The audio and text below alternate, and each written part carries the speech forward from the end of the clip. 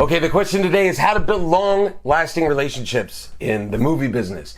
And now, I would say there are just a couple points that I would like to make with this. When you're looking to have a long-term career and long-lasting relationships in the movie business, it's not like one of those things where I just want to be famous or something like that, or I make millions of dollars. The main thing is you want to work. This is what you want to do for the rest of your life. Okay, so the long-lasting relationships and wanting to work have to go kind of hand in hand, right?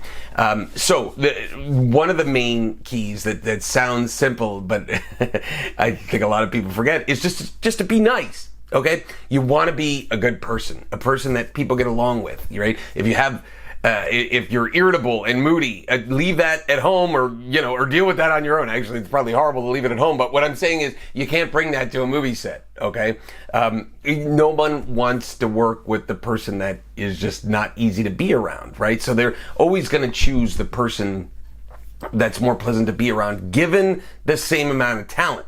Now, let me move on to that. You should be always striving to get better and better in everything you do, in your talent as an actor, as a screenwriter, as a producer, as a camera person, any of those things, as a sound recordist, any of those things, you want to get better and better and better and keep upping your game, so to speak.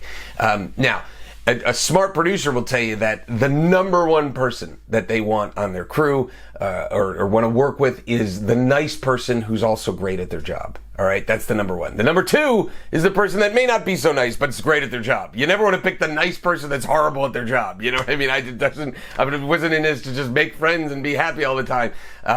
Ultimately, talent does win out. So talent would be number one, but being nice is number two. And given the same level of talent, where it's like, well, you got this one DP that's, really, really good, but kind of a pain in the butt to be around. And then this one DP, it's like, oh man, he's awesome, he's solid, he's always smile on his face.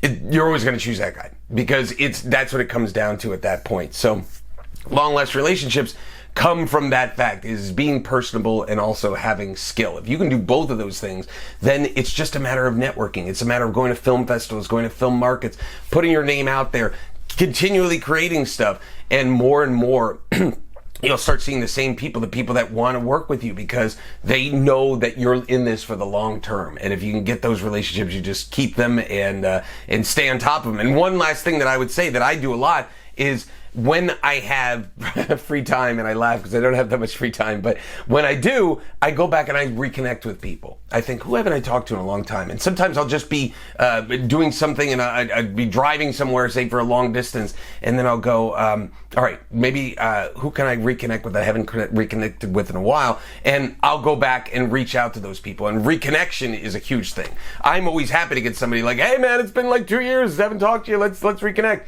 It's great to get that. So I would say reconnection is also the key. So keep reconnecting, but remember, be a good person and be great at your job, and you'll have long-lasting relationships, I guarantee.